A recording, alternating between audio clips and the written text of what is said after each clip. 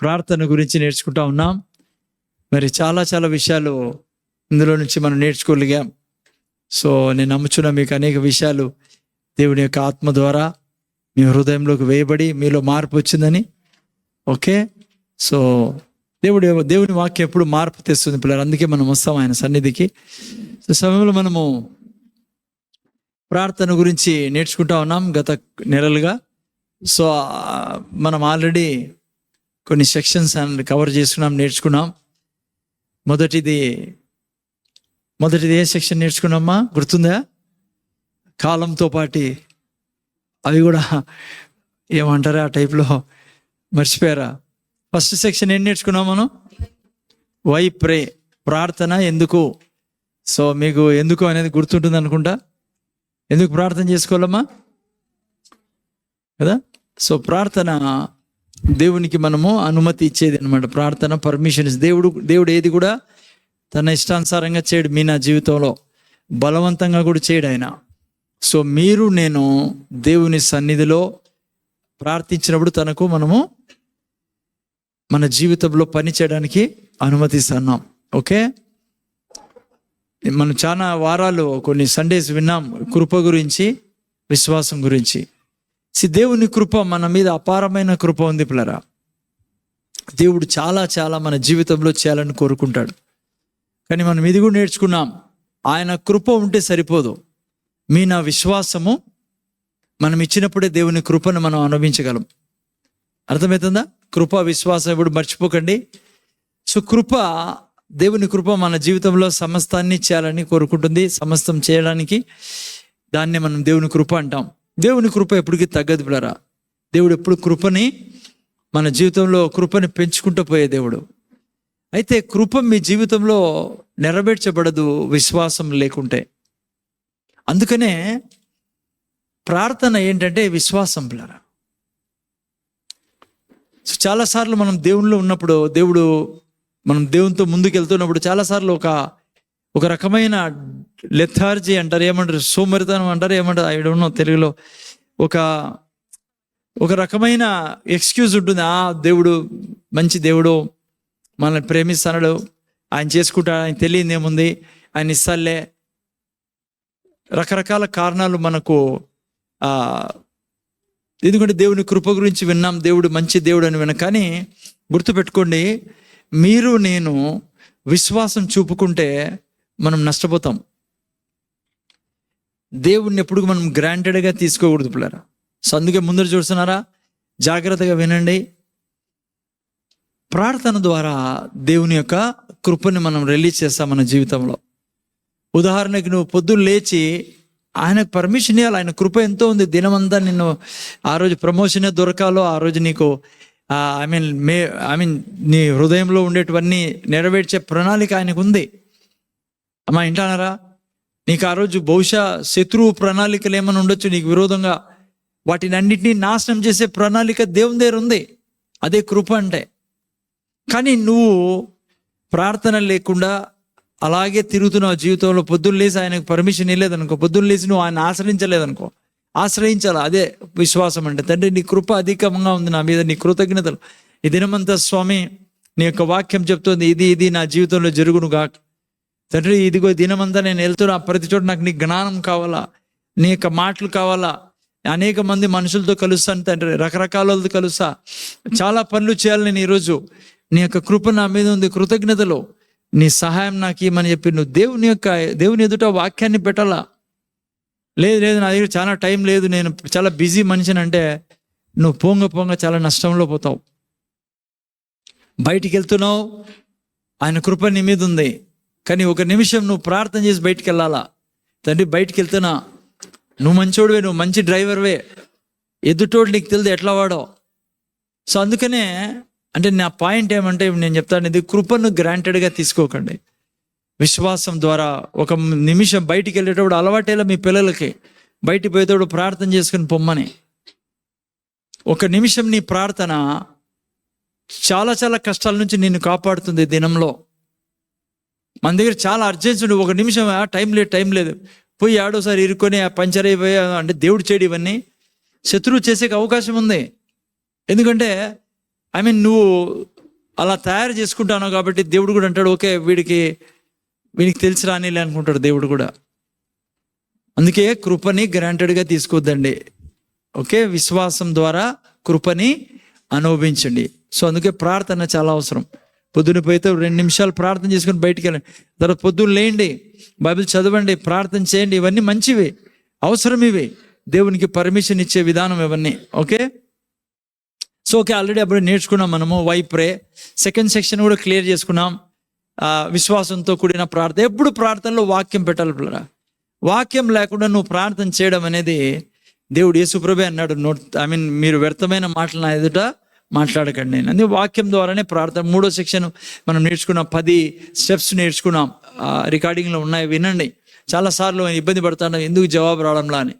So ఆ యొక్క steps మీరు విన్నప్పుడు మీకు అర్థమవుతుంది ఎక్కడ నేను మిస్ చేస్తాను. ఓకే, ఇవన్నీ అయిపోయినాయి. 4th సెక్షన్లో ఉన్నాం, అది కూడా మనం ఫినిష్ చేస్తాను. 2-3 వారాల్లో అయిపోతుంది నాకు తెలిసి. రేపు వారమో ఆ తర్వాత వారం ఉండొచ్చు. ఓకే, ఏం నేర్చుకున్నాను ఇప్పుడు? నూతన నిబంధన ప్రార్థన. సో పాత నిబంధన, నూతన నిబంధన అనే విషయాలు మనము వింటూనే వస్తున్నాం. నేను జస్ట్ ఇప్పుడు మీరు ఇద్దరు వినాలా? కన్సర్న్ ప్రేయర్ గురించి చెప్తున్నాను నేను. ఈ నూతన నిబంధన, పాత నిబంధన. ఐ డోంట్ నో, నేను ఈరోజే సాయంత్రము ఇది అయిపోయినాక ఏం చెప్పాలా అన్నప్పుడు నా మనసులో అది వస్తాను. ఐ డోంట్ నో, ఇంకా కన్ఫర్మ్ కాలా. నిబంధన గురించి స్టార్ట్ చేద్దామని. అంటే ప్యూర్గా నిబంధన అంటే ఏంటి, ఎక్కడ స్టార్ట్ అయింది, ఏంటి, దాంట్లో ఉన్నటువన్నీ. ఇప్పుడు నేను నిబంధన గురించి చెప్తానేది మీకు, పాత నిబంధన కొత్త నిబంధన టచ్ చేస్తాను ఏంటంటే జస్ట్ ప్రేయర్కి సంబంధించి. ఓకే, సో దేవుని చిత్తం నాకు కూడా తెలియదు ఇంతవరకు. ప్రార్థనలో పెడతాం. ఈవెన్ సండే చేంజ్ అయింది, ఫ్రైడే కూడా చేంజ్ అవుతుంది. సో చాలా తిరుగుతున్నాయి. సండే అయితే నేను జస్ట్ కొన్ని ఇంపార్టెంట్ మెసేజెస్ చెప్పాలని ఆశపడతాను ఈ కొన్ని వారాలు. ఆ తర్వాత నేను రైచియస్నెస్ మీద పోవాలనేది ఉంది అంత మనసులో. మీకు చెప్తాను, ప్రార్థనలో పెట్టండి. ఓకే, ఎనో నూతన నిబంధన, పాత నిబంధన. నూతన నిబంధన ప్రార్థనకు కొత్త నిబంధన ప్రార్థనకు చాలా తేడా ఉంది పిల్లరా. కొత్త నిబంధన ఎప్పుడు మొదలైంది? కొత్త నిబంధన యేసు ప్రభు చనిపోయి పాతి పెట్టబడి 3వ దినం తిరిగి లేచిన దినాన కొత్త నిబంధన స్టార్ట్ అయింది పిల్లరా. అర్థమైందా? ఆయన మన కొరకు పాపంగా మారి, శాపంగా మారి, రోగంగా మారి, దరిద్రంగా మారి, సమస్త మరణాన్ని తను తీసుకొని సమాధి చేయబడిన తర్వాత 3వ దినం ఎప్పుడైతే యేసు ప్రభు తిరిగి లేచాడో నూతన సృష్టిగా, ఆ రోజు నూతన నిబంధన మొదలైంది పిల్లరా. అందుకే మీకు చాలాసార్లు చెప్పాను ఈ మాట నేను. మనం ఆదివారం కూడుకునే దానికి చాలా పెద్ద కారణం ఉంది. ఎందుకు కూడుకుంటాం మనము? ప్రపంచమంతా ఆదివారం ఎందుకు మనం కూడుకుంటామంటే ఆ రోజు సెలబ్రేషన్ డే, మతపరమైన దినం కాదది. ఆ రోజు మీరు నేను సెలబ్రేట్ చేసుకునే దినం. రెండు విషయాలు మీ నా మనసులో ఉండాలి ఆదివారం అంటేనే, ముఖ్యంగా ఆలయంలోకి వచ్చినప్పుడు. ఒకటి, దేవునితో నువ్వు నేను కృతజ్ఞతలు చెల్లించుకోవాలా, ఆయన ప్రణాళిక సక్సెస్ఫుల్గా నెరవేర్చినందుకు. అయ్యా, మరణాన్నే లేకుండా చేశావు, కారణం నీ కుమారుడు మరణంగా మారాడు. నీ కుమారుడు మరణించినప్పుడు ఈ సృష్టిలోకి ప్రవేశించిన ప్రతి మరణము చనిపోయింది. మరణానికి మరణం విధించిన దినం ఇదే. ప్రతి రోగానికి ఫుల్ స్టాప్ పెట్టిన దినం ఇది. శాపానికి, ప్రతి విధమైన దురాత్మల ప్రభావానికే సమాప్తి చెప్పబడిన దినం ఇది. నీ కుమారుని ద్వారా ఇది జరిగింది. ఆ రోజు సమాధి చేయబడి ఆ 3వ దినం నువ్వు తిరిగి లేపావు తండ్రి నీ కుమారుని. ఈరోజు ఆయన నీ కుడి పార్శ్వమందు కూర్చున్నాడు. నీ కుమారుని బట్టి నీ కృతజ్ఞతలు, నీ యొక్క సాల్వేషన్ ప్లాన్ని బట్టి నీ కృతజ్ఞతలు అని చెప్తూ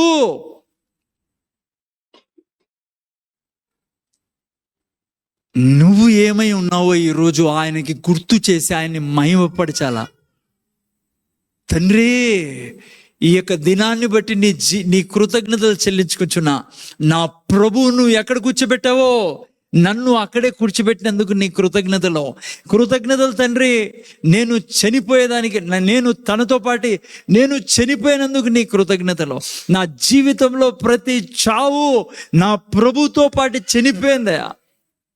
ఓ, నా జీవితంలో ఆదాము ద్వారా వచ్చిన సమస్తాన్ని పాతి పెట్టబడినందుకు నీ కృతజ్ఞతలు. చూడు, నా జీవితం ఈరోజు నువ్వు చేయడం వల్ల మహిమతో నిండి ఉన్నా, నా ప్రభుతో పాటు కూర్చొని ఉన్నా.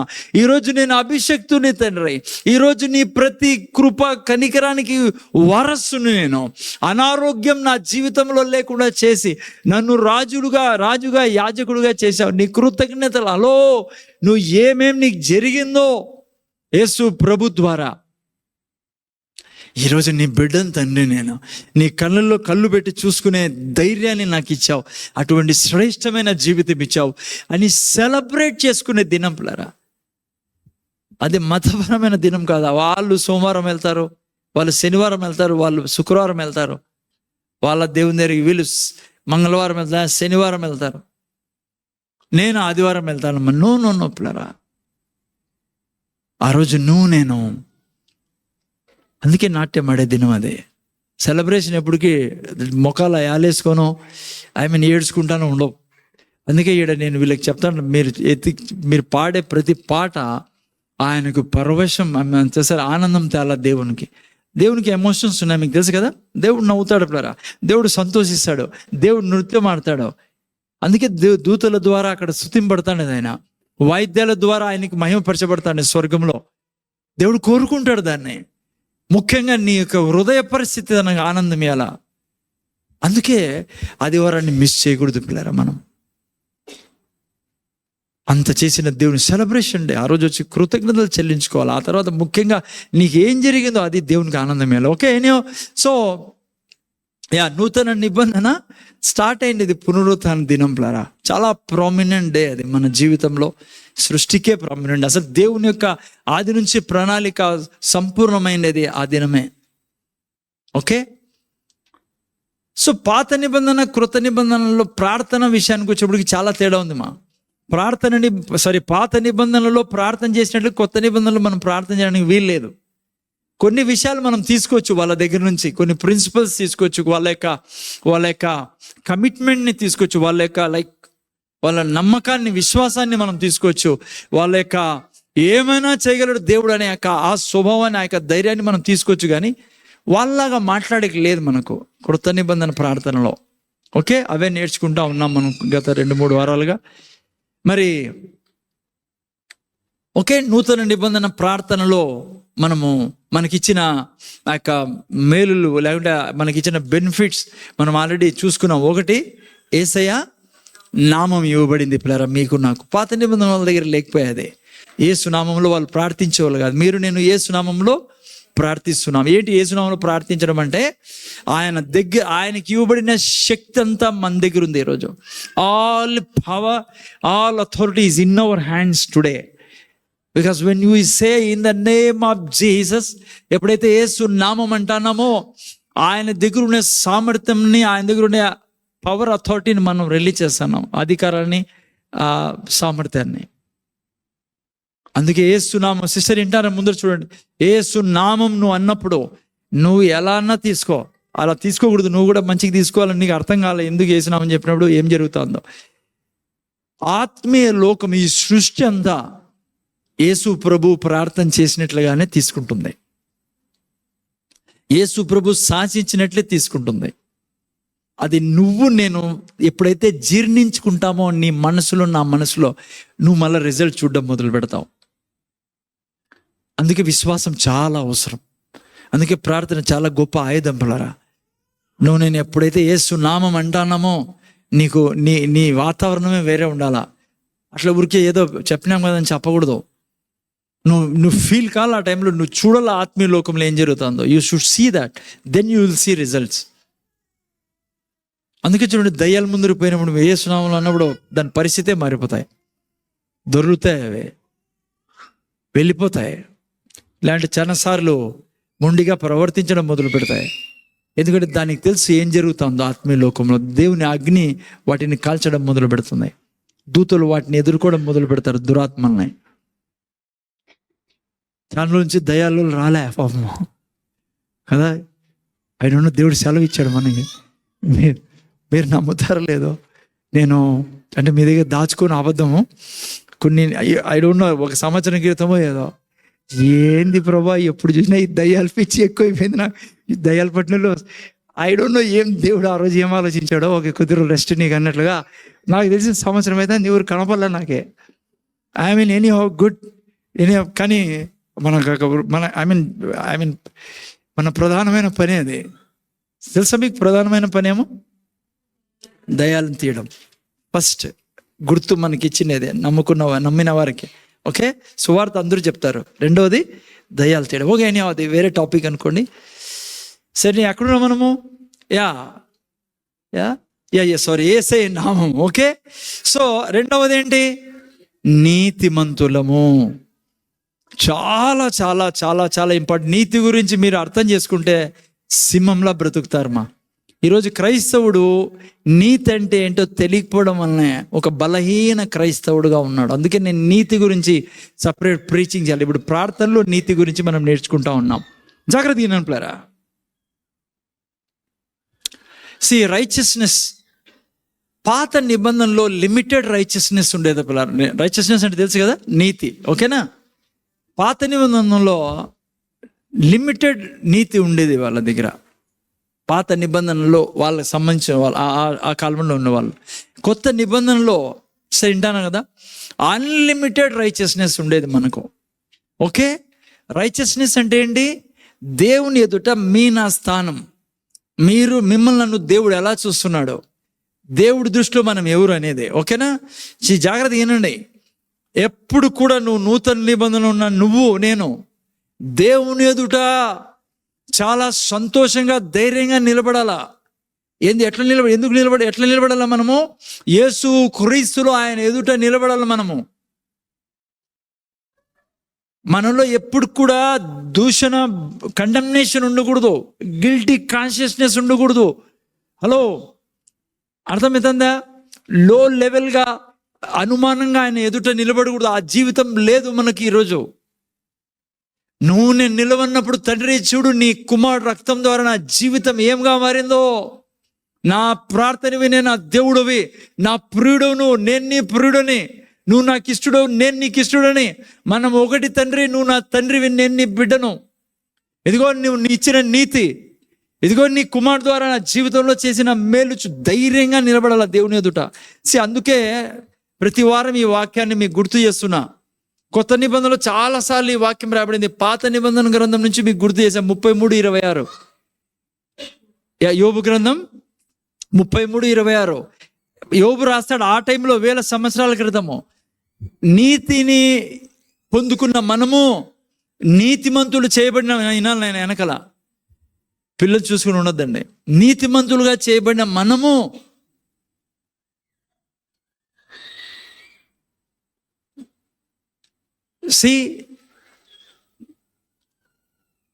నీతిమంతులుగా చేయబడిన మీరు నేను పిల్లరా దేవుని ఎదుట నిలబడినప్పుడు ఆయన రక్తాన్ని, ఆయన మరణ పునరుత్థానాన్ని ఎప్పుడు మన మైండ్లో పెట్టుకోవాలి, మన జీవితంలో పెట్టుకుని ఆ విధంగా ఆయన ఎదుట నిలబడాల. అందుకే చూడండి ఏం రాయబడింది అక్కడ, సంతోషంగా నిలబడతాం మనము. ఆయన మనల్ని సంతోషంగా చూస్తాడు పిల్లరా. పాత నిబంధనలు మనం ప్రార్థన చేసేప్పుడు వేరే విధంగా చేయడానికి. కొత్త నిబంధన ప్రార్థనలో, కొత్త నిబంధన ద్వారా తెలుగులో సరిగా రాలేదు కానీ బతిమాలకు అది వర్డే లేదు అసలు, హీబ్రూ బైబిల్ కూడా లేదు అది. ఐ డోంట్ నో ఎందుకంటే. He shall pray to God and he will delight in him, he shall see his face with joy. దేవుణ్ణి సంతోషంగా చూసే జీవితం ఉంది. ఆయన మనల్ని సంతోషంగా చూస్తాడు. అది నీతి వలన జరిగిండేది. కింద రాయబడింది కదా, for he restores to man his righteousness. అందుకే చూసే సామెతల గ్రంథం 15:8 ఏం రాయబడింది? నీతిమంతుల ప్రార్థన ఆయనకి ఏమిస్తుందంట? ఆనందం. దేవునికి ఆనందం ఇస్తుంది. చూడండి, 15:8 అనుకుంటా. సామెతల గ్రంథం 15:8 చదవండి అంత లోపల. 15:8 మొదటి చదవండి ఎవరన్నా. యథార్థవంతుల ప్రార్థన ఆయనకు ఆనందం. యథార్థవంతులను రాయబడింది కదా తెలుగులో. ఇంగ్లీష్లో చూడండి ఏం రాయబడిందో. But the prayer of upright it means righteous. నీతిమంతుల ప్రార్థన ఆనందం ఇస్తుంది దేవునికి. అదేవిధంగా 34:15 చూస్తే అదే కీర్తనలో ఏం రాబడి చూడండి తెలుగులో. 34:15 34:15-17 కూడా తొందర పెట్టినైనా. యెహోవా దృష్టి నీతిమంతుల మీద ఉన్నది, ఆయన చెవులు చూసారా కాసుకొని ఉన్నాడు దేవుడు. నువ్వు నేను ప్రార్థన చేసేవాడు వినడానికి మన ముఖమే చాలా ఇష్టం ఆయనకి, ఆనందం ఇస్తుంది మనం చూస్తే ఆయనకి. 15-17 కూడా నెక్స్ట్ వాక్యం, నీతిమంతులు మొరపెట్టగా యెహోవా ఆలకించును, వారి శ్రమలన్నిటి నుండి వాడు విడిపించును. నా ప్రార్థన స్టేటస్ చేంజ్ అయింది బిడ్డ. నిన్ను నన్ను చూసినప్పుడు దేవుడు చాలా సంతోషిస్తాడు, చాలా ఆనందిస్తాడు. అందుకే నువ్వు ఆయన చూసి ఆనందించాలి, ఆయన నిన్ను చూసి ఆనందిస్తారు. లవర్స్ చూసుకునేప్పుడు ఎట్లుంటుంది పరిస్థితి మాకు తెలిసారు, అట్లాంటివన్నీ అంటారా మీరు? జాగ్రత్త ఏంటంటారా? దేవుడు మిమ్మల్ని చూసినప్పుడు ఓకే మీకు అర్థమవుతాడు చదువు ముందు చూడండి. దేవుడు నన్ను చూసినప్పుడు ఎవరిని చూస్తాడు? మీలో నాలో యేసయ్యను చూసుకుంటాడు ఆయన. 1 కొరింథీ 6:17 చూడండి ఏం రాబడిందో. ఎవరైతే చదవండి ఏం రాబడింది 16-17.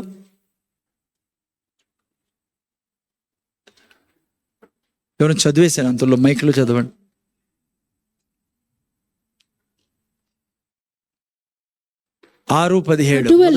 అటువలే ప్రభువుతో కలుసుకొనివాడు. జాగ్రత్తగా వినండి, చాలా ఇంపార్టెంట్. బైబిల్లో రౌండ్ చేసి పెట్టుకోండి. అటువలే ప్రభుతో కలుసుకొనివాడు ఆయనతో ఏకాత్మై ఉన్నాడు. ఆయనతో ఏకాత్మై ఉన్నాడు. చూడండి తెలుగులో ముందు స్క్రీన్ మీద చూడండి. అటువలే ప్రభుతో కలుసుకొనివాడు ఆయనతో. నువ్వు యేసయ్యను ఏ రోజు రక్షకుడుగా అంగీకరించావో ఆ రోజు నుంచి నీ ఆత్మ యేసు ప్రభు ఆత్మ ఏమై ఉంది? ఒకటి. అందుకే దేవుడు నిన్ను చూసినప్పుడు యేసయ్యను చూస్తాడు నీలో. అందుకే యేసు ప్రభు ఎంత పరిశుద్ధుడో ముందర చూడాల మీరు. యేసు ప్రభు ఎంత పరిశుద్ధుడో నువ్వు నేను అంత పరిశుద్ధులం. యేసు ప్రభు ఎంత నీతిమంతుడో నువ్వు నేను అంతే నీతిమంతులం. ఇద్దరు కలిసిపోయినాం. ఇప్పుడు ఉదాహరణకి ఒక గ్లాస్ నీళ్ళు తీసుకోండి, ఒక స్పూన్ చక్కెర వేయండి, దాంట్లోకి వేసి కలపండి. ఏమవుతుంది మా? చక్కెర కనపడుతుందా? నీళ్ళు చక్కెర ఒకటైపోయినాయి. ఇంకా అది జరిగిండేది యేసు ప్రభుని నువ్వు రక్షకుడుగా అంగీకరించినప్పుడు నువ్వు యేసు ప్రభులో కలిసిపోయినావు, యేసు ప్రభు నీళ్ళు కలిసిపోయినారు. ఇంకెవరు మిమ్మల్ని ఇద్దరు వేరు చేయలేరు. అందుకే దేవుడు నిన్ను చూసినప్పుడు ఎందుకు ఆనందిస్తాడంటే ఆయనకి యేసు ప్రభు కనపడతాడు నీళ్ళ నుంచి. ఎవరు వేరు చేయలేరు ఇంకా నీళ్ళని, షుగర్ని, చక్కెరని. మీకు ఎగ్జాంపుల్ చెప్తున్నా. అలా అయిపోయింది నువ్వు నేను. ఏకాత్మ అంటే అది అర్థము. నేను చెప్తున్నా, ఆయన ఏమై ఉన్నాడో ఈ సృష్టిలో నువ్వు నేను అదే ఉన్నాం. 1 యోహాను 4:17 as Jesus is so I am. So never ever imagine even. అందుకే దేవుని ఎదుట హలో ఇది నిజం, ఊరికే వచ్చాం మేము చెప్పారు మీరు చెప్తే మేము వింటాం. No no no no this is your life. అందుకే దేవుని ఎదుట యోబు అంటున్నాడు, నువ్వు వాళ్ళని చూసి ఆనందిస్తావు, ఎందుకంటే నువ్వు వాళ్ళలో యేసు ప్రభుని చూసుకుంటావు. మనం ఆయన్ని చూసేవాడు ఆనందించాడు, ఎందుకంటే మనల్ని యేసు ప్రభులాగా చేసాడు దేవుడు. మీకు అర్థమవుతుంది నేను ఏం చెప్తాను? ఇంకేమన్నా ఎగ్జాంపుల్ ఇలా మీకు, ఎందుకంటే చాలా ఇంపార్టెంట్ ఇది. క్రైస్తవులు ఇది అర్థం కాకుండా మిమ్మల్ని సాతాను జాడిస్తా అంటాడు అనుక్షణం. ఈ పాప దివ్య అనుకోండి, ఆ పాప కీర్తనని చూసినప్పుడు ఏమనిపిస్తుంది? ఉదాహరణ కీర్తన ఐషు ఇద్దరు నిలబెట్టండి దివ్య ముందర. లేదంటే సరళ సిస్టర్ని ఈ పాప జెస్సికాని కీర్తనాన్ని ఇద్దరు నిలబెట్టినాం అనుకోండి. ఓకే, ఆ విధంగా మనం అందరితో ప్రేమిస్తాం, తప్పుగా అనుకోకండి. వీళ్ళిద్దరు నిలబెట్టమంటారా? ఇప్పుడు జెస్సి కీర్తన ఇద్దరు నిలబెట్టాము, ఆడ సిస్టర్ సరళ సిస్టర్ నిలబెట్టినాం. మీరు ఊహించండి ఏం జరుగుతుందో. జెస్సిని చూసినప్పుడు ఏం జరుగుతుందో ఆమెకి, కీర్తనని చూసినప్పుడు ఏం జరుగుతుంది చెప్తున్నా నేను. ఆమెలో ఉన్న రక్తము మాట్లాడడం మొదలు పెడుతుంది, ఇది నీ రక్తం అని. పునీత్ని చూస్తుంది ఆ పాపలో. అర్థం చేసుకొని తప్పుగా అర్థం చేసుకోండి. కీర్తన ఓకే, మనం ఆ విధంగా కీర్తనను ప్రేమిస్తాం, మనం అందరినీ ఓకే. బట్ ఆ పరిస్థితి వేరు. ఆ జెస్సీతో ఉన్న సంబంధం వేరు ఆమెకు. కారణం తన కుమారుల్లో ఉన్న రక్తము, తనలో ఉన్న రక్తము, జెస్సీలో ఉన్న రక్తం ఒకటి. అర్థమవుతుందా? అది ఈ సృష్టిలో దేవుడు నిన్ను యేసు ప్రభువుని నిన్ను చూసినప్పుడు, అన్నిని చూసినప్పుడు జరిగేది. నువ్వు నిలబడినావు, మీ ఇంట్లో రక్షణ లేని వాడు నిలబడినాడు. ఆయన ఆయన ఆయన ఎట్లా చూస్తాడు తెలుసా? ఇది నా రక్తం, ఇది నేను, నా బిడ్డ, నాలో నుంచి వచ్చినదే. ఆ విధమైన ఎఫెక్షన్ ఉండేది ఇప్పుడు మీకు నాకు. నీతి అంటే అది, నీతిమంతులుగా చేయబడ్డం అంటే. యశ్వంత్ తింటాను కదా, తల దించుకొని తింటాను సీరియస్గా. అది మీ నా జీవితంలో జరిగిండేది. అందుకే నేను ఎప్పుడు ఈడియట్గా చూసుకోకూడదు. ఉండొచ్చు ఆర్థికంగా నీ పరిస్థితి, దాన్ని కూడా కారణం ఇది అర్థం కాలేదు కాబట్టి నువ్వు అప్పుల్లో ఉన్నావు, లేదంటే కష్టాల్లో ఉన్నావు, చింతలో ఉన్నావు, దిగుల్లో ఉన్నావు, ఇంట్లో పరిస్థితి బాలే. ఇది అర్థం కాకుంటే పరిస్థితి బాగుండదు. ఇది అర్థమైందనుకో, నువ్వు చూసుకోవడం మొదలుపెట్టావు అనుకో, దేవుడు చూస్తానట్లా అన్ని పరిస్థితులు మారిపోతాయి. అవును పిల్లరా, నువ్వు నేను చూసుకునే విధానం. కారణం ఏమంటే రక్తం పిల్లరా, రక్తం. యేసు రక్తము ఈ పని నా జీవితం కొరకు చేసిండేదే. ఇదేదో నువ్వు ప్రార్థన చేశారు అలా. చాలామంది అందుకే క్రైస్తవులు ఎందుకు డల్గా డిల్లాడేలాగా ఉంటారు తెలుసా? ఆలబడి ఉంటుంది ముఖము.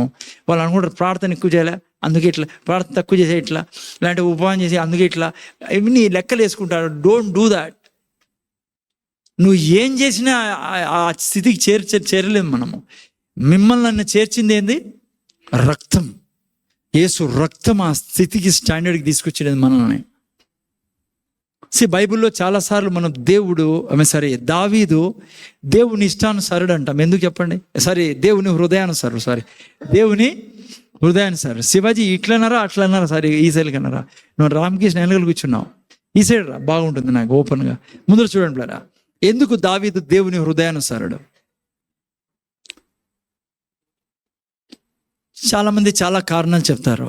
నీకు తెలుసు ఎందుకో దావీదు అంటే దేవుడు హృదయానుసారుడు అన్నాడు? దావీదుకి రక్తం యొక్క విలువ అర్థమైంది కాబట్టే. అదెట్లా? చాలా పెద్ద స్టోరీ అది, నేను జస్ట్ మీకు ఇప్పుడు అర్థం కావడం చెప్తా. దాంట్లో దూరితే చాలా టైం పడుతుంది. అందుకే దావీదుకి నిబంధన మందసం అంటే చాలా చాలా ఇష్టం, ప్రీతి దావీదుకి. అందుకే డ్యాన్స్ ఆడుతాడు దావీదు. ఎక్కడ? నిబంధన మందసం ఎదుట. చాలామందికి అర్థం కాదు ఎందుకు డ్యాన్స్ ఆడుతున్నాడో. ఎందుకంటే ఈరోజు కూడా చాలామందికి అర్థం కాదు సంఘాల్లో ఎందుకు దేవుని ఎదుట ఆనందించాలో. మందసంలో ఏముండేటివి? ఆజ్ఞలు, అహరోను కర్ర, మన్న. ఈ మూడు ఎప్పుడు వచ్చాయి ఆ దాంట్లోకి తెలుసా? వాళ్ళ ఆజ్ఞాతిక్రమానికి గుర్తవే. అన్నం పెట్టలేదని సనిగినారు. ముందు చూడలేనా, అన్నం పెట్టలేదని సనిగినప్పుడు, అంటే భోజనం లేదని సనిగినప్పుడు మన్నా ఇచ్చాడు దేవుడు. పాస్టర్ మీద సనిగినప్పుడు కర్ర ఇచ్చినది కన్ఫర్మ్ చేసేదానికి, ఈయన యాజకుడు అని. ఓకే, 10 ఆజ్ఞలు ఎప్పుడు ఇచ్చాడు? వాళ్ళు విగ్రహాన్ని వేసినప్పుడు కాదు సార్. వాళ్ళు అన్నారు దేవుడు ఏం చెప్పినా మేము చేయగలమని. దేవుని ఎదుట గర్వాన్ని చూపించాడు. ఇప్పుడు పోయేకి లేదు దాంట్లో టాపిక్లోకి. వాళ్ళ గర్వాన్ని దేవుడు చూసి, ఓహో అంత గర్వం అట్లా వల్ల మీరు అసలు నాకు పనుల ద్వారా మీరు నా యొక్క ఆశీర్వాదాలు తీసుకోగలరా అని 10 ఆజ్ఞలు ఇవ్వడం వారి గర్వానికి సూచన. ఎందుకంటే ఆ 10 ఆజ్ఞలు వాళ్ళు చేయలేదు, ఒకడు చేయలే. ఆ తర్వాతనే బొమ్మ తయారు చేసుకునేది వాళ్ళు. ఓకే, పెద్ద ఇదిలేండి అవన్నీ.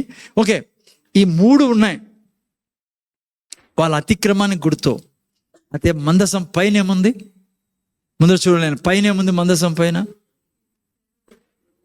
కెరూబులు. ఆ తర్వాత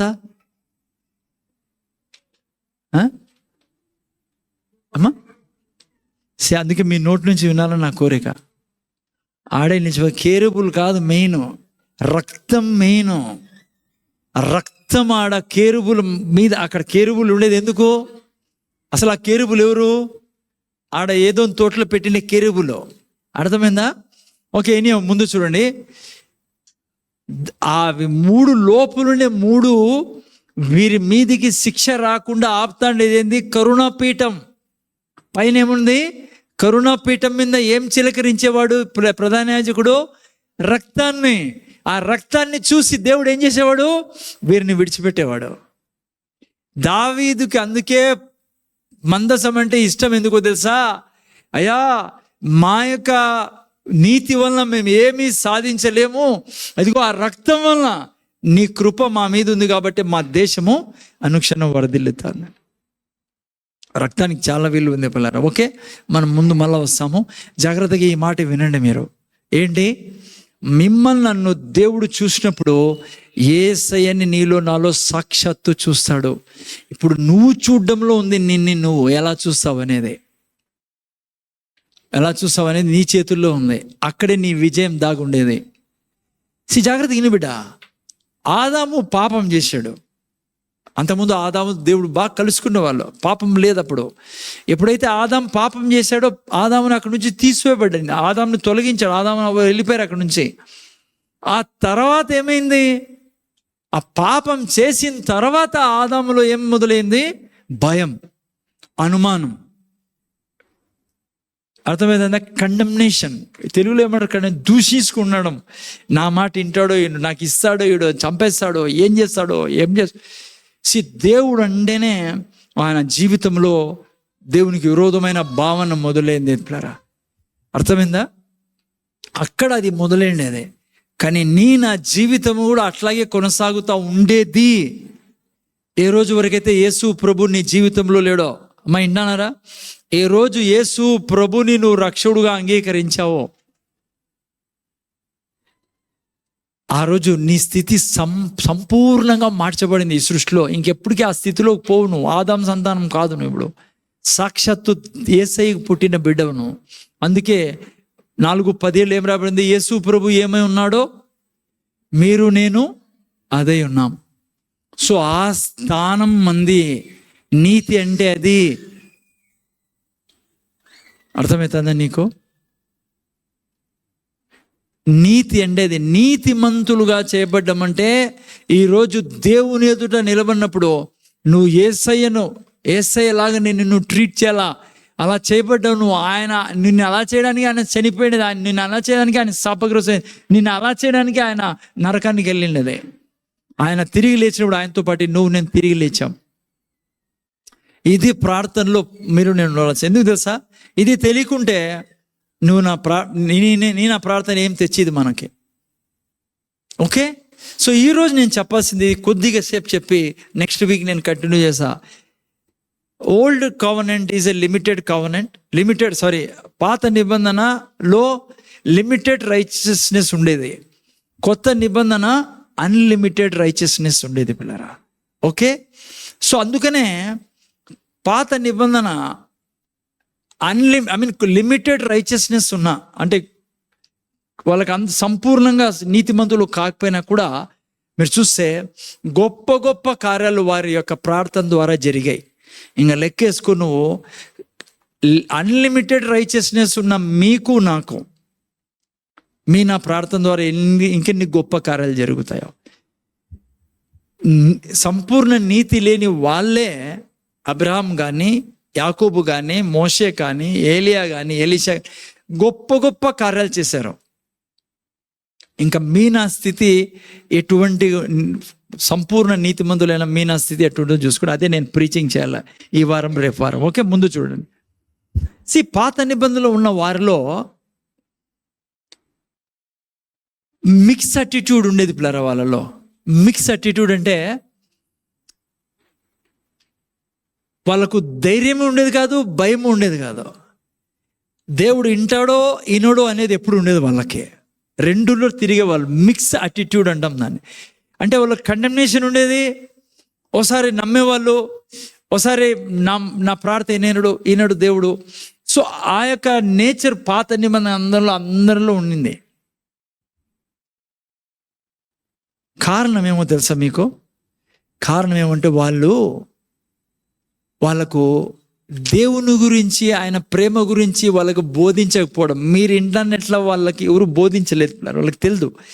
కోరుకున్నారు వాళ్ళు, మేము కూడా కొత్త నిబంధనలో ఉంటే ఎంత బాగుంటుంది, ఆ దినాల్లో ఉంటే ఎంత బాగుంటుంది, యేసయ్య వచ్చిన తర్వాత ప్రజలకి నీతినిచ్చిన తర్వాత మేము జీవించి ఎంత బాగుందని ప్రవక్తలు ఎంతోమంది చెప్పాడు. మోషే బైబిల్లో అనేక మంది ఈవెన్ చెప్పడం జరిగింది. ఈవెన్ అబ్రాహ్ముడు కోరుకున్నాడని యేసు ప్రభువే చెప్పాడు.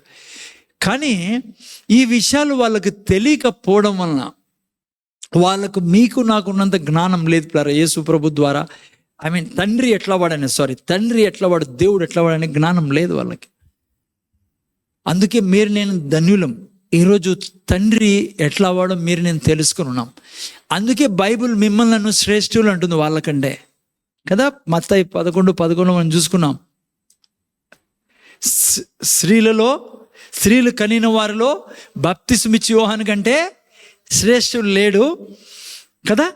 అయితే దేవుని రాజ్యంలో ఇప్పుడే రక్షింపబడిన వాడు వాళ్ళందరికంటే శ్రేష్ఠులు, గొప్పవాడు. కదా, మన అతనికంటే గొప్పవాడు.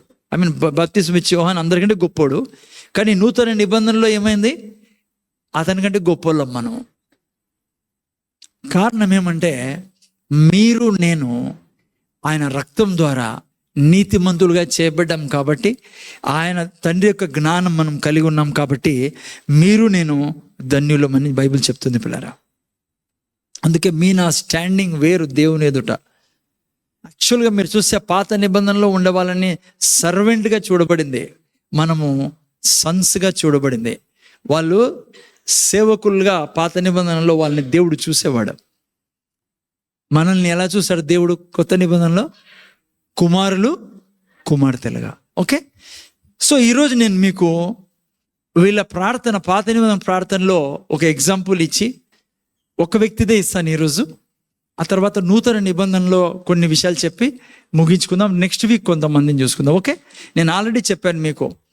సో పాత నిబంధనలో లిమిటెడ్ రైచియస్నెస్ ఉన్న, సంపూర్ణ నీతిమంతులుగా లేకపోయినప్పటికీ వాళ్ళు గొప్ప గొప్ప కార్యాలు చేశారు. అందులో మొదటి ప్రార్థన అబ్రహాము ప్రార్థన మనం చూసుకుందాం ఈరోజు. ఓకే, సరేనా? రండి, మీతో మనం ఆదికాండము 18వ అధ్యాయంలోకి వెళ్దాం. అనేక మంది మంచి మంచి కార్యాలు చేశారు, నేను చేయలేదు అనడంలా. జాషువా, డానియల్ వీళ్ళందరూ కూడా. ఓకే, అయితే నూతన నిబంధన ప్రార్థనలు కూడా మనం నేర్చుకుందాం. వాళ్ళ ప్రార్థనకి మన ప్రార్థనకి తేడా మీకు చూపిస్తాను ఈరోజు ఒక ప్రార్థనలో నుంచి. ఓకే, ఈరోజు అబ్రహాము ప్రార్థన మనం చూసుకుందాం. ఆదికాండం 18 నుంచి మనం వెళ్దాం. ఓకే, కానీ అబ్రహాం చేసిన ప్రార్థన చేయకూడదు. అబ్రహాం ఎగ్జాంపుల్ ఇస్తానని. అబ్రహాముని మనము అన్ని చోట్ల కాపీ కొట్టచ్చు, కొన్ని చోట్ల కొట్టకూడదు. ముఖ్యంగా మనం అబ్రహాంని టోటల్గా ఎట్లుండేవాడు అట్లే ఎక్కడ తీసుకొచ్చు విశ్వాస విషయంలో. అబ్రహాం చాలా మీకు తెలుసు, విశ్వాసులకు తండ్రి అయినా. ఏంటి విశ్వాసం అంటే? దేవుడు చెప్పాడు అంటే దాన్ని చేస్తాడు అనే దాంట్లో అబ్రహాముకి మించిన వాళ్ళు ఎవరు లేరులేరా. దేవుడు చెప్పాడు ఇస్సాకు ద్వారా నీ సంతానం అని, ఆ తర్వాత అంటాడు ఇస్సాకును బలిమ్మని. ఆయన పాటలు పాడుకుంటూ వర్షిప్ చేసుకుంటూ కొండెక్కాడు. ఎందుకు చెప్పండి? చంపడు దేవుడు అని. ఇస్సాకుని చంపిన బూడిదలో నుంచి కూడా లేపిస్తాడు. ఎందుకు? అంతకుముందే చెప్పాడు ఇస్సాకు ద్వారా నీ సో ఫెయిత్ని ఫాలో చేయొచ్చు, కాపీ కొట్టచ్చు, కానీ అబ్రహాం జీవితం నుంచి ప్రార్థనని కాపీ కొట్టద్దండి. ఓకే, చూడండి ఆయన జీవితంలో కొన్ని విషయాలు చూసుకుందాం. 17వ వాక్యం మీరు చదివినట్లయితే ఆదికాండం 18:17లో ఏమన్నాడు దేవుడు అబ్రహాం గురించి? అప్పుడు యెహోవా దేవుడు అంటున్నాడు, నేను చేయబోయే కార్యము అబ్రహాముకు దాచదనా. అమ్మా వింటున్నారా? దేవుడు ఒక కార్యం చేయబోతున్నాడు, అబ్రహాం దాచదనా అన్నాడు. మీరు చూస్తే ఆ బైబిల్లో మీరు చూసినట్లయితే ఆదాము తర్వాత దేవునికి టోటల్గా బైబిల్లో దేవుని స్నేహితుడైన అబ్రహాంకే చెప్పబడింది. అది ఎవరు దేవుని స్నేహితుడు? ఎవరు లేరు, వన్ అండ్ ఓన్లీ అబ్రహామే. మీరు చూస్తే ఆదాంతో దేవుడు మంచిగా మాట్లాడినట్లుగా మనం చూసాం. ఆ తర్వాత నోవా జీవితం చూస్తాం. అబ్రహాం దగ్గరికి వచ్చేటప్పటికి మీరు బైబిల్ చదివితే దేవుడు ఎవరు అనేది ఎవరికి తెలియదు.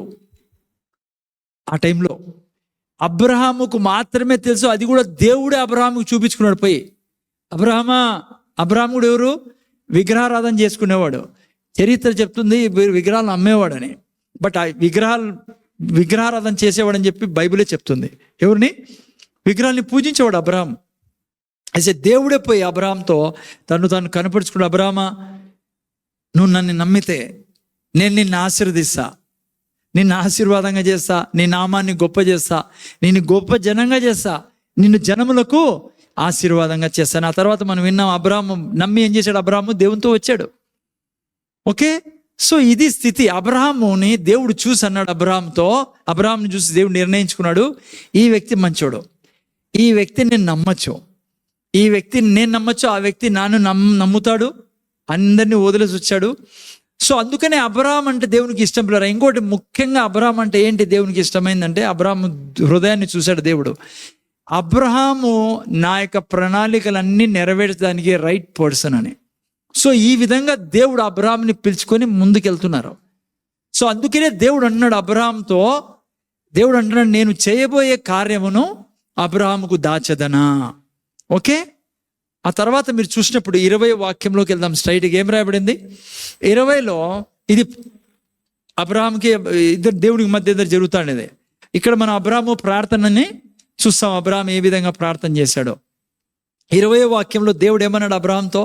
మరియు యెహోవా సొదొమ గొమొర్రాను గూర్చిన మొర గొప్పది గనుక వాటి పాపము బహుభారమైనది గనుకను నేను దిగిపోయి నా యొద్దకు వచ్చిన ఆ మొరను చొప్పుననే వారు సంపూర్ణంగా చేసిరో లేదో చూచెదను. చేయని ఎడల నేను తెలుసుకుందునను. ఆ మనుషులు అక్కడ నుండి తిరిగి సొదొమ వైపుగా వెళ్ళిరి. అబ్రహాం ఇంకా యెహోవా సన్నిధిని నిలిచి ముందర చూడండి. దేవుడు అంటానా, నేను సొదొమకి వెళ్తానా నాశనం చేయడానికి. ఓకేనా? మిగతా అంతా మీరు చదివి విన్నారు. సొదొమలో ఎవరున్నారు? లోతు ఉన్నాడు. ఏం చెప్పాల్సింది అబ్రహాము దేవునితో? స్ట్రైట్గా చెప్పాల్సిందే, అయ్యా నువ్వు నాశనం చేసేపోతున్నావు, ఆడ లోతు ఉన్నాడు, నా రక్త సంబంధికుడు, నావాడు, నువ్వు సొదొమని గొమొర్రాని నాశనం చేయడానికి వీలు లేదు అంటే చేయొద్దు అని చెప్పాలి కదా. చెప్పలేదు అబ్రహాం దేవునితో చెప్పలా. ఎందుకు చెప్పలే? చెప్తే అబ్రహాంతో దేవుడు అంటాడు, ఏమంటాడు అంటే, నీ బంధువు ఉన్నాడని ఇడిచిపెట్టమంటావు వాళ్ళని? పాపం నిన్ను చూసి నీ బంధువు అని ఇడిచిపెడతా వాళ్ళని నేను? ఇది అబ్రహాంలో ఉండింది దేవుని గురించి. మీరు అనొచ్చు, సార్ మీకెట తెలుసని. నేను ఫోన్ చేసిండే చెప్పినాడు ఆయన. లేదు, ఆ తర్వాత మీరు స్టోరీ జరిగింది అదే చెప్పేది. అబ్రహాంకి ఏముంది తెలుసా? నేను అన్నాను అనుకో, అయ్యా లోతు ఉన్నాడా, ప్లీజ్ దాన్ని నాశనం చేయొద్దు అని నేను చెప్తే దేవుడు వెంటనే ఏమంటాడు తెలుసా? నీ బంధువుని విడిచిపెట్టమంటావా, నాశనం చేయకుండా అంటాడు అనేది ఉంది అబ్రహాం హృదయంలో. కాల్సింటే మీరే చూడండి. ఓకే, నెక్స్ట్ వాక్యం పెట్టు ఇప్పుడు. అప్పుడు అబ్రహాము సమీపించి ఇట్లా, నేను దుష్టులతో కూడా నీతిమంతులను నాశనం చేయదువా? ఆ పట్టణంలో ఒకవేళ చూసారా 10 మంది నీతిమంతులు ఉన్నాడలా, దానిలో నున్న 10 మంది నీతిమంతుల నిమిత్తము ఆ స్థలమును నాశనం చేయక కాయవా? ఎంతమంది ఉంటే అనంతపురంలో ఎంతమంది ఉన్నారు మన నీతిమంతులు? అనంతపురంలో ఈడే 50 మంది ఉన్నాం మనము. సో అందుకే అనంతపురం నాశనం కాదు, ఈవెన్ భారతదేశం నాశనం కాదు. ఎందుకంటే భారతదేశంలో ఎంతమంది నీతిమంతులు ఉన్నారు? చాలామంది ఉన్నారు పిల్లరా కదా. చాలామంది మనకి ఛాలెంజ్ చేస్తుంటారు, మీ దేవుడు నిజమైన దేవుడు అయితే. ఇలాంటి క్రైస్తవులే కొంతమంది ఉన్నారు, బ్రదర్, మన దేవుడు ఏం చేయడం లేదే, అగ్ని దింపడంలా, ఇచ్చేయడం చేయడు. ఎందుకంటే ఆల్రెడీ డిసైడ్ అయిపోయింది బైబిల్లో. ఏమని డిసైడ్ అయింది? 50 మంది నీతిమంతులు ఉన్నారమ్మా. మీకు తెలుసా, మనల్ని బట్టే ఈ అనంతపురం కాపాడబడతాండేదే. అందుకే బైబిల్ మనల్ని ఏమని పిలుస్తుంది? ఉప్పై ఉన్నాం. ఉప్పు ఏం చేస్తుంది? పాడు కానీదో, చెడిపోనీదో, నాశనం కానీదో. అందుకే మనం ఉప్పై ఉన్నాం. మన వల్లనే ఈ అనంతపురం దీవించబడేది. అందుకే ప్రార్థనలో ఎప్పుడు కూడా ఈ బుల్డోజర్ లాంటి ఏమంటారు, అది బోల్డ్నెస్తో ఏం ప్రార్థన చేయాలా? మేమున్నాం తండ్రి అనంతపురంలో. అందుకే ఈ అనంతపురము అనుక్షణము వర్ధిల్లును గాక. ఆమెను కొంతమంది చెప్తారా చూడండి, మీకుంటుంది ఎప్పుడప్పుడు అగ్ని దిగి అనంతపురం కాల్చేస్తున్నావు. నువ్వు అట్లా ఉండకూడదు పిల్లరా. ఏమైతే అనంతపురము మన వలన ఆశీర్దించబడును గాక. ఈ ఏరియాలో అన్ని డ్రైనేజ్ సిస్టమ్ వచ్చును గాక, నీళ్ళ సప్లై వచ్చును గాక. నా ప్రార్థన రోజు అదే. మీరు అందుకే గాక అంటాను. హలో, మమ్మల్ని బట్టి, నన్ను బట్టి, మనల్ని బట్టి ఈ అనంతపురంలో అనేక ఫ్యాక్టరీలు ఓపెన్ అవును గాక, ఉద్యోగాలు వచ్చును గాక, మంచి మంచి నాయకులు లేదురు గాక, మంచి మంచి ఐఏఎస్ ఆఫీసర్స్ వచ్చుదురు గాక, పోలీస్ ఆఫీసర్స్ వచ్చుదురు గాక, గొప్ప గొప్ప నాయకులు వచ్చుదురు గాక, నీతిమంతులు ఈ అనంతపురాన్ని పరిపాలించుదురు గాక. ఇదే మీరు నేను చెప్పాల్సిందే. ఎందుకంటే మనల్ని బట్టే, నిజం చెప్తున్నాను బ్రదర్, జోక్ కాదు, నాశనం చేయకుండా ఉండేదే దేవుడు. చాలాసార్లు మనం అనుకుంటే వీళ్ళు అంటారు బయట వాళ్ళు, మనం కూడా క్రైస్తవులు కూడా మనం మైనారిటీ, ఆ విధంగా సంఖ్యలో మైనారిటీ. కానీ మన వల్లనే ఆశీర్వాదం ఉండేది ఈ దేశం మీద. ఇప్పుడు ఈరోజు మనం లేకుంటే పరిశుద్ధాత్మ దేవుడు తప్పుకుంటాడో, పొడుచుకొని చేస్తారు, ఊరుకోరు, అసలు ఉండరు. ఈ పాటికి ఏమైపోయేదో దేశం.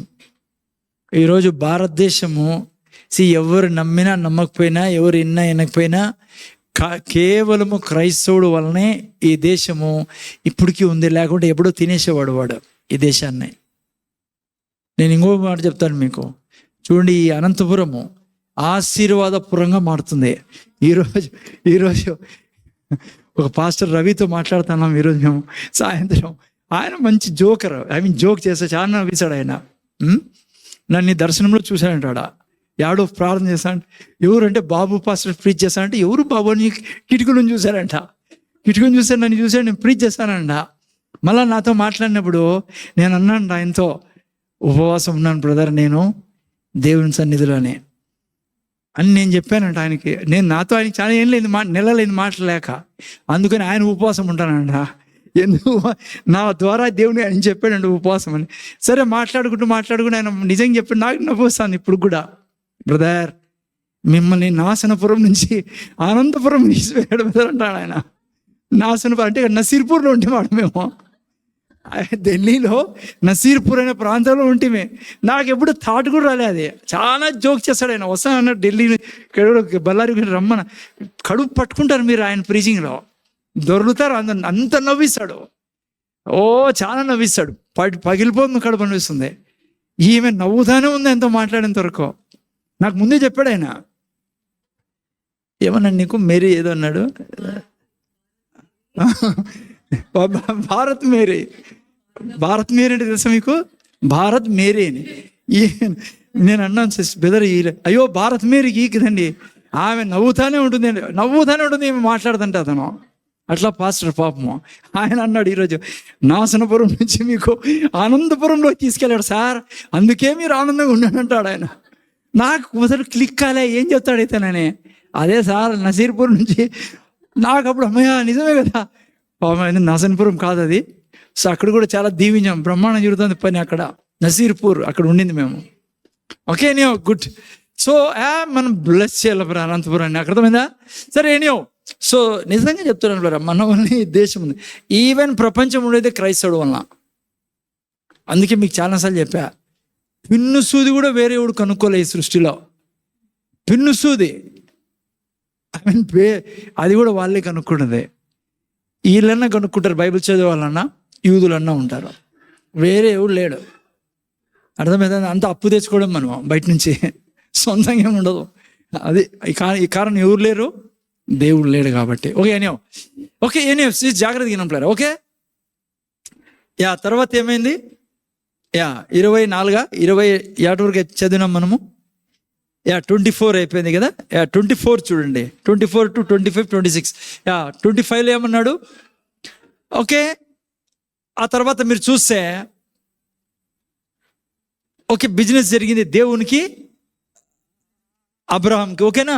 27వ వాక్యంలోకి వస్తాను నేను, మళ్ళీ మిగతా వాక్యాలు మళ్ళీ వస్తాను మీకు చెప్తాను నేను. 27లో ఇది నేను చెప్పాల్సింది మీకు, లడ్డు వాక్యము అనండి. ఎవరికి? మీకు నాకు లడ్డు వాక్యం. చాలా మందికి లడ్డు ఇది. ఏం చెప్పండి, ఎందుకు లడ్డు? అప్పుడే నవ్వుకుంటారు చాలామంది.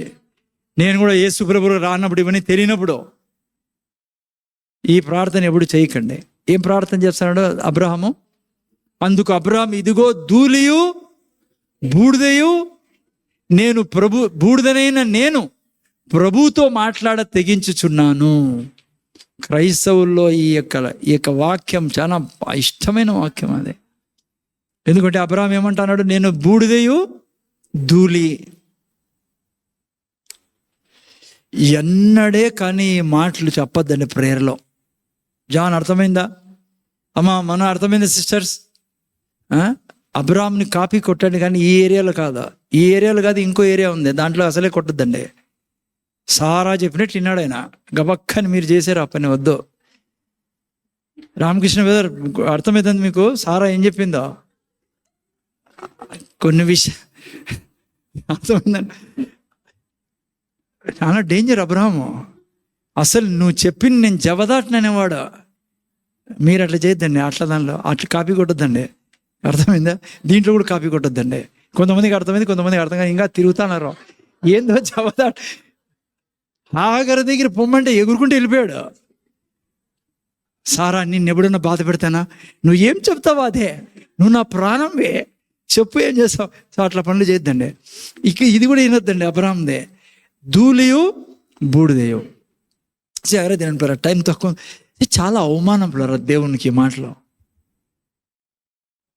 రియలీ చాలా చాలా షేమ్ తెచ్చేటివి దేవునికి ఇవి. అరే ఊరికే ఇమాజిన్ చేయండి, ఇప్పుడు సపోజ్ నీ కొడుకే ఉన్నాడు, నువ్వు కూర్చొని ఉన్నావు, నీ ఫ్రెండ్తో కూర్చొని ఉన్నావు, వాడు వచ్చి డాడీ బూడిదని నేను ధూళిని, ప్లీజ్ నా మీద దయ చూపవా అంటే ఏమవుతుంది నీ పరిస్థితి? నువ్వు పండ్లు కొరుక్కుంటావు. ఫస్ట్ వీడిని చూస్తావు, ఎవరు? నీ స్నేహితుడిని. వీడు విన్నాడో లేదో అని. ఎందుకు చెప్పండి? ఏమనుకోడు నీ స్నేహితుడు? ఇంత ఘోరమైన మనిషి ఇంట్లో కొట్టి చంపుతా అంటాడు పిల్లోడిని. వాడు చూడు పాపం చిన్నోడు ఎంత భయంతో వచ్చి ధూళి దుమ్ము అంటున్నాడు, పురుగు గుట్రా బట్రా ఏంటిది పాపం, ఎంత దుర్మార్గుడు అనుకుంటాడు కదా ఫ్రెండ్. అన్నులేమనుకుంటారు చూడండి అట్లా. అంటే మనము ఆలోచించండి, కొద్దిగా మీరే ఆలోచించండి. అబ్రహాము ఏఎల్ చర్చికి వచ్చేవాడు కాదు, ఆయన గురించి పట్టించుకోద్దండి మీరు. ఆయనకి తెలుసు పాపం ఈ విషయాలన్నీ. అర్థమవుతుందా? హలో, ఎట్లుంటుంది చెప్పండి మీరు? ఇప్పుడు అన్యులు ఉన్నారు చర్చిలో, ఎవరైనా ప్రార్థన చేస్తారు, మీ ఇంటికి వచ్చినారు 2-3, అయ్యా ధూళినయా దుమ్ముని, అయోగ్యురాల్ని, అపాత్రురాల్ని, దుర్మార్గురాల్ని, పాపుల్లో నేనే ప్రధానమంత్రి కంటే మించిన దాన్ని నేను, నాలాంటి చీడపురుగు లేరు ఈ ప్రపంచంలో అంటే వాళ్ళు ఏమనుకోరు వాళ్ళు? అసలు ఏంటి ఈయన దేవుడు ఎవరు? అసలు ఏంటి పురుగులు అంటాడేంటి? ఏదో బూడి అంటాడు, ఏదో ఎందుకు అంటాడు, ఏంటి? ఎంత అవమానం తెలుసా దేవునికి. హలో, ఏం చెప్పాలి వాళ్ళ ముందర నేను? అమ్మా ఎలా ప్రాణం చేయాలి? అలా చేయకూడదు. అదిగా పాత లిమిటెడ్ రైచియస్నెస్ వాళ్ళది. ఏం చెప్పాలా? నేను అసలు దేవుని తండ్రి, నీ కృతజ్ఞతలో నా కొరకు చెవి యొగ్గిన దేవుడవే, నేనంటే నీకు ఇష్టుడిని.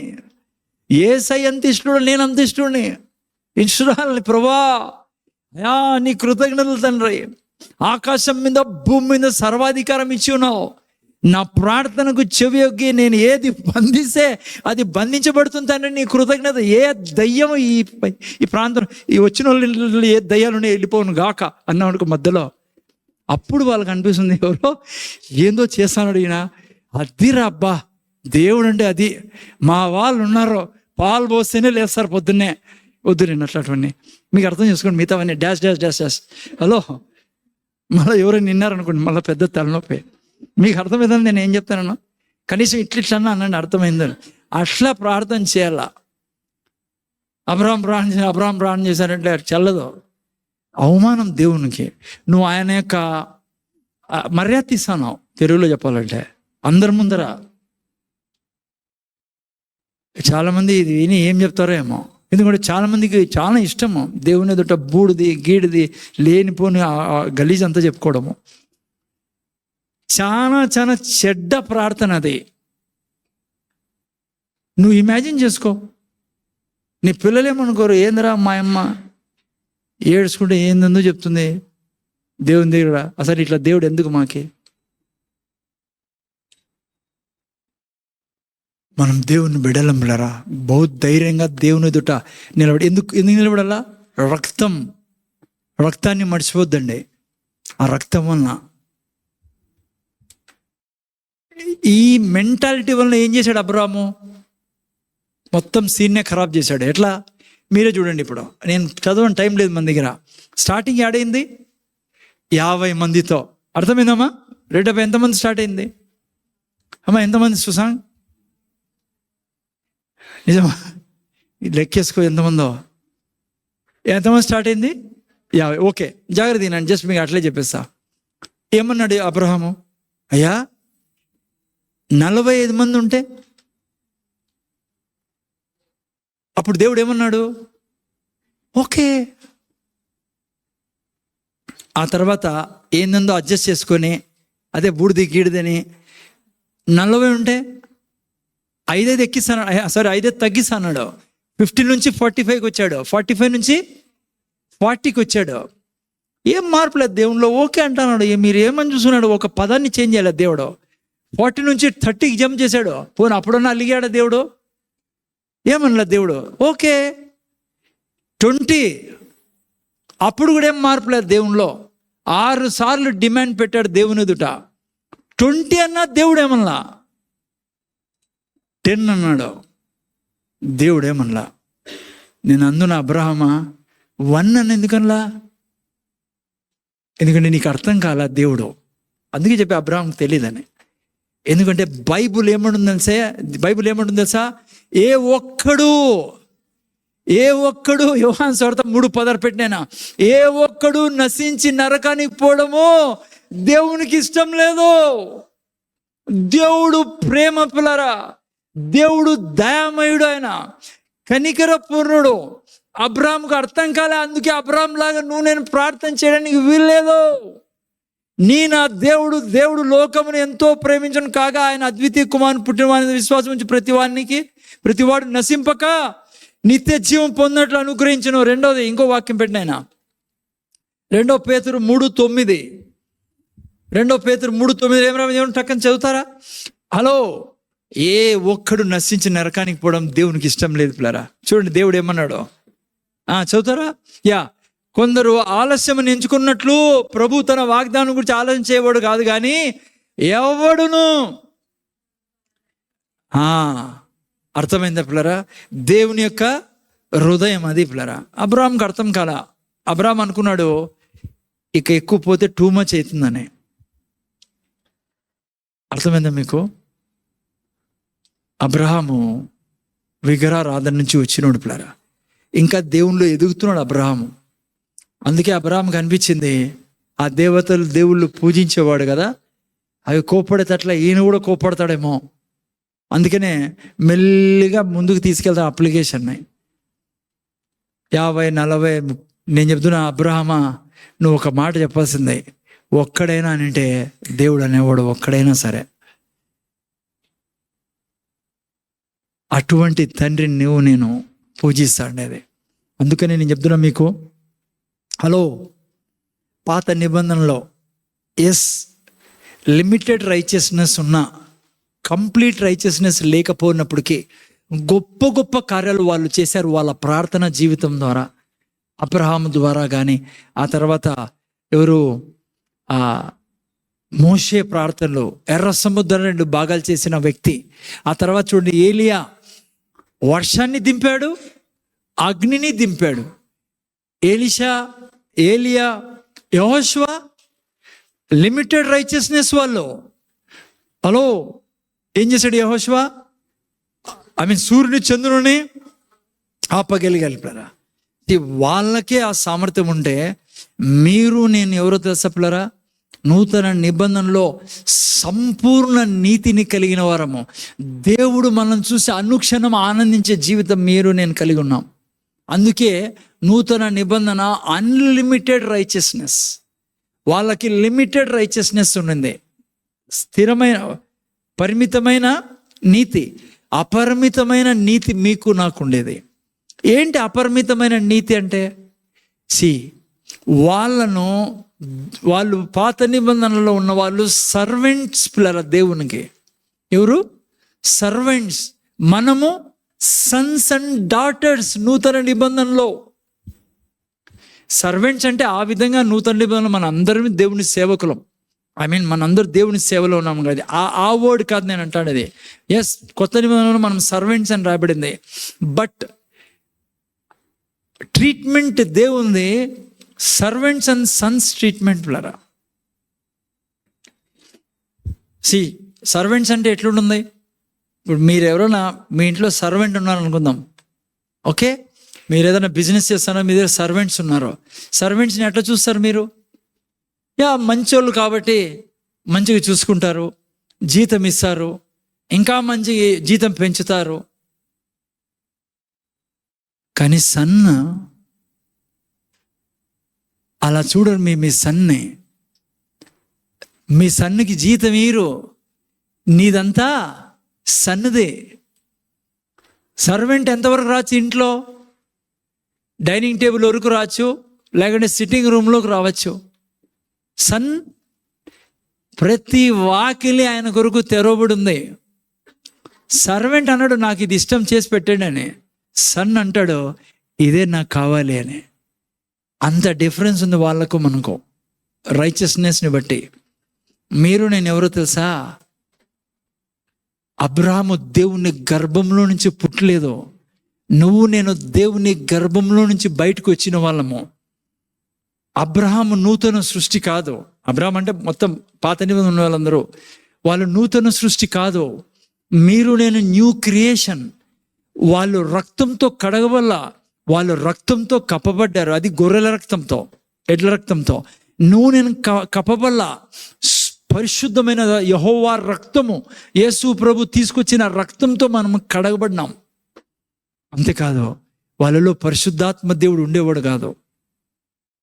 మీలో నాలో పరిశుద్ధాత్మ దేవుడు ఉంటున్నాడు. దేవుడు వాళ్ళతో ఎప్పుడు చెప్పలా మీరు నాకు వారసులు అని.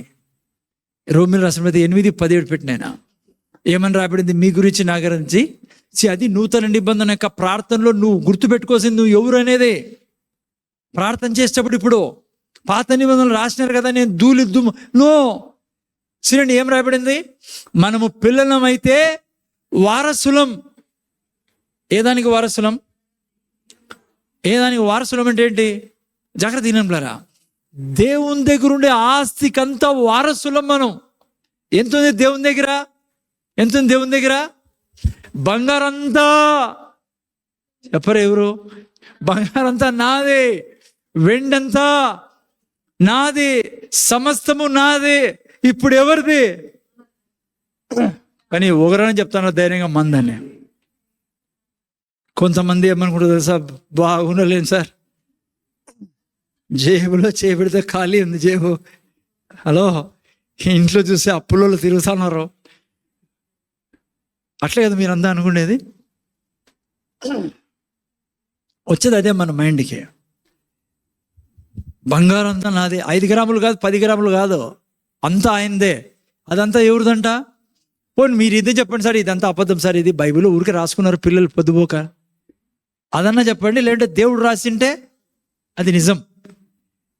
నిజమా కాదా? నిజం, సత్యం ఇది. దేవుడు అంటున్నాడు మీరు నేను ఆయనకి వారసులం. ఈరోజు ఎంటీ ప్యాకెట్ ఎందుకు ఉందో తెలుసా నీ జేబులో? డబ్బులు ఎందుకు లేవో తెలుసా నీ దగ్గర? చెప్తున్నా, నువ్వు దీన్ని జీర్ణించుకో ఫస్ట్. దీన్ని జీర్ణించుకో. అనుక్షణము నీ మైండ్లో తిరుగుతాను. అరే, పాత నిబంధనలో అబ్రహాము ఆయన నమ్మినందుకు రాత్రి కోటీశ్వరుడు, లక్షాధికారి చేసిన దేవుడు ఆయన. ఆ తర్వాత ఆయన ముగింపులో ఆ మొత్తం ఏరియాలో అబ్రహాం అంటే ధనికులు లేడు. బైబిల్లో ఏ వ్యక్తినన్నా పట్టుకో, ఎవరైతే జీర్ణించుకున్నారో దేవుణ్ణి, వాళ్ళని ధనికులు చేసి ఇడిచిపెట్టాడు దేవుడు. దేవుడు ఏది అబద్ధం చెప్పడు. కొత్త నిబంధనలు వచ్చినప్పుడు అంటాడు, నీకు 100 రెట్లు ఇస్తా నువ్వు చనిపోక ముందే అని దేవుడు చెప్పిండేదే. మార్క్స్ సువార్త 10వ అధ్యాయం మీరు చదివితే 100 folds. ఈరోజు నీ దగ్గర నా దగ్గర డబ్బులు లేకపోవడానికి కారణం ఏమో తెలుసా? దీనిని జీర్ణించుకొని అనుక్షణం ఈ లూప్లో నువ్వు జీవించాలా. నేను వారసున్నా, ముందు చూడైనా వారసుని, నేను ఐశ్వర్యవంతుడు, నేను నా దేవుడు నన్ను దీవించాడు, ఆయనంతా నాది. ఎప్పుడైతే నువ్వు నోరు తెరచి నువ్వు చెప్తావో ఈ విషయాలని, నువ్వు డిక్లేర్ చేస్తావో, ఇది జరిగింది నా జీవితంలో, నేను ఇదే ఉన్నా, రక్తం ద్వారా జరిగింది, ఆయన మరణ పునరుత్థానం జరిగింది, నేను నీతిమంతుని, పరిశుద్ధుని, నేను ఐశ్వర్యవంతుని, నా ప్రభు బీదోడై నాకు ధనికుడు చేశాడు. 24 hours నువ్వు ఈ బిజినెస్లో ఉంటే, ఆయన కృప, నీ విశ్వాసం రెండు కలిసినప్పుడు ఏం చేస్తాడో చేస్తాడు ఆయన. అంతే. అన్యాయంగా రాని నీ దగ్గర నీతితో నేను డబ్బు నీకు ఇచ్చే దేవుడు. నువ్వు ఈరోజు భయంకరమైన స్థితిలో ఉండొచ్చు. నమ్ము, నేనేం ప్రీచ్ చేస్తున్నాను, బైబిల్ ఏం చెప్తుందో దాన్ని నువ్వు చెప్పు. ఎవడు అవసరం లేదు, నీ భర్త, భార్య, ఇవి కాదు. నువ్వు వ్యక్తిగతంగా నువ్వు దేవునిలో దిగుద్ది, ఈ విశ్వాసంలో దిగు. నేను నెక్స్ట్ వీక్ కంటిన్యూ చేస్తాను. జాగ్రత్త వినంటారా. అందుకే అబ్రహాము కాదు నీ నా కంపారిజన్. ఎవరు నీ నా comparison? Only one is there to compare with us. నువ్వు కంపేర్ చేసుకోవాలంటే ఎవరితో కంపేర్ చేస్తావు? కేవలం ఈ సృష్టిలో నీ నా కంపారిజన్ ఓన్లీ యేసు ప్రభు మాత్రమే. ఇంకెవ్వరితో కంపారిజన్ చేయొద్దు జీవితంలో. ఏ సేవకునితో ఈ no, only Jesus is your comparison. ఆయన బీదోడు కాదు, ఆయన రోగి కాదు, ఆయన పాపి కాదు, ఆయన ఓడిపోలేదు. అదే నీ కంపారిజన్. అందుకే బైబిల్ ఏమంటుంది? యేసు ప్రభు ఏమై ఉన్నాడో మీరు నేను అదే ఉన్నాము. అందుకే యోహాను సువార్త 14:12 ఏం రాయబడింది? ఆయన చేయు కార్యములన్నీ మీరును చేయుదురు, ఆయనకు మించిన కార్యాలు చేయుదురు. ఇంకా చెప్పండి, ఆయనకు మించిన కార్యాలు అంటే ఏంటి? ఆయనకంటే గొప్పోళ్ళ, ఆయనకంటే పెద్దోళ్ళ? నో. ఎందుకు ఆ మాట రాయబడింది? అది యేసు ప్రభువు 3.5 సంవత్సరమే ఉన్నాడు ఈ లోకంలో, తన మినిస్ట్రీలో. ఆయన చేయగలిగినంతా చేశాడు. ఆయన శక్తి సామర్థ్యాన్ని మనకిచ్చాడు. ఇప్పుడు మిగిలిపోయిందంతా అంటే ఆయన చేసిందే కాకుండా చాలా ఉంది ప్రపంచం చేయడానికి. ఆయన మించిన కార్యం అంటే అది అర్థం. ఆయనకంటే గొప్ప నో. ఆయన కంపారిజన్ మనము. ముగిస్తాను నేను. జాగ్రత్తగా బిడ్డ. అనుక్షణం నీ జీవితంలో ఆయన రక్తం నీ కొరకు ఏం చేసేదో దాన్ని నెమరేసుకుంటా ఉండాల. నోటితో, ఆలోచనల ద్వారా, హృదయంలో. నేను ఆల్రెడీ చెప్పా, దావీదు ఎందుకు ప్రియుడు అంటే ఆ రక్తం బట్టి దావీదు జీవించేవాడు. అది పాత నిబంధన రక్తం, అదే గొడ్ల రక్తం, ఎడ్ల రక్తం, అదే మందసం మీద వేసే రక్తం. దాని మీద కరుణాపీఠం మీద వేసే రక్తాన్ని బట్టి దాని మీద ఉన్న శిక్ష వచ్చేది కాదు వాళ్ళ మీదకి. దాన్ని బట్టే మురిసిపోయేవాడు దావీదు. దాన్ని బట్టే మందసాన్ని తీసుకొచ్చి, ఇంకా మందసం ఉంది, నేను ఇంకా సక్సెస్, యెరూషలేం దీవించబడుతుంది, ఇజ్రాయెల్ దేశం దీవించబడుతుంది. ఎందుకు? ఒబేదెదోం దీవించబడ్డాడు. బిడ్డ, నువ్వు అసలు మందసం ఏంటి? యేసు ప్రభు. చెక్క బంగారు, చెక్క మానవత్వానికి గుర్తు, బంగారు దైవత్వానికి గుర్తు. అర్థమైందా? అవన్నీ ఆ లోపల ఉండేటువంటి ఎవరు తీసుకున్నారు? యేసు ప్రభు తీసుకున్నాడు. పాపాన్ని, శాపాన్ని, రావాల్సిన 10 ఆజ్ఞల ద్వారా రావాల్సిన అన్ని ఆయన తీసుకున్నాడు. బయటికి ఏమి ఇచ్చాడు? ఇప్పుడు రక్తం ద్వారా జీవితం ఇచ్చాడు పిల్లరా. ఆయన రక్తం ఏం చేసింది? మన మీద ఇంకా పాపం లేకుండా, శాపం లేకుండా, మరణం లేకుండా చేసింది. రానుద్దిన నీతి గురించి చెప్పినప్పుడు మీకు చూపిస్తాను. మీ మీద నా మీద పాపం ఎన్నడికి నిలబడదు. నిన్న వారం చెప్పాను మీకు నేను. మనం పాపం చేయడం వల్ల సైతానికి స్థలం ఇస్తాం, కానీ దేవునికి మన మధ్య ఇంకెప్పుడు కూడా డిఫరెన్సెస్ రావు. ఎన్నడే కానీ దేవుడు మన మీద కోప్పడ్డు ఇంకా. ఎందుకంటే కోపం అంతా తీరిపోయింది ఆయనదే. పాపం రాల్సిన శిక్ష యేసుప్రభు మీద వేశాడు. పాపం మనం చేయకూడదు. పాపం పాడు చేసి పెడుతుంది మన జీవితాలని. బాగా గుర్తుపెట్టుకోండి, పాపం చేయడం అంటే నువ్వు శత్రువుకి ద్వారం తెరిచినట్లే. పాపం చేయడం నీ జీవితాన్ని పాడు చేస్తుంది. కానీ దేవుడు నీకు నాకు తోడున్నాడు. ఆయన ఆస్తి అంతా మీది నాది పిల్లరా. అందుకే మీ నా కంపారిజన్ యేసుప్రభుతో. అందుకే యేసుప్రభు ఎలా ప్రార్థన చేసేవాడు? యేసుప్రభు అనలా ఎప్పుడు నేను ధూళిని దుమ్మునని. అలాగే మీరు నేను ప్రార్థన చేయాల. అందుకే బైబిల్ అంటుంది యేసుప్రభుని ఎంత ప్రేమిస్తాడో దేవుడు మిమ్మల్ని అంత ప్రేమిస్తాడు. యేసుప్రభు ఉన్న మహిమ అంతా మీకు నాకు ఇవ్వబడింది. అందుకే యేసుప్రభు ఏమై ఉన్నారు, మీరు నేను అదే ఉన్నాం. సో అలా నిలబడాల ప్రార్థనలో దేవుని ఎదుట. ఓకే, రేపు వారము ఇక్కడ నుంచి కంటిన్యూ చేద్దాం మనం. ఓకే, సరేనా? మనం నూతన నిబంధనలో అన్లిమిటెడ్ రైచియస్నెస్లో ఇవన్నీ మనకి ఇవ్వడు ఉన్నాయి. ఓకే, ప్రార్థన రేపు వారం చూసుకుందాం. కళ్ళు మూసుకుందాం. తండ్రి నీకు వందనాలు, మాతో మాట్లాడిన విషయాలు బట్టి. నూతన నిబంధన ప్రార్థన గురించి నేర్చుకుంటా ఉన్నాం. నూతన నిబంధన మేము ఏమేమి ఉన్నాం నేర్చుకున్నాం తండ్రి. నేను ఆ విధంగా ప్రార్థన చేయడం నీకు సంతోషం ఇస్తుంది. మేము సంతోషంగా నిన్ను చూడగలం. ఎందుకంటే రక్తం ద్వారా, యేసయ్య రక్తం ద్వారా జరిగింది తండ్రి. విన్న బిడ్డలు మర్చిపోకుండా సాయం చేయమని యేసునామములో అడుగుచున్నాం తండ్రి. రెండు చేతులు ఎత్తి దేవుని ఆశీర్వాదం తీసుకుందాం. యేసయ్య కృప, దేవుని ప్రేమ, పరిశుద్ధాత్మక సావాసము మనకు మన కుటుంబాలకు ఇప్పుడు సదాకాలం తోడును గాక.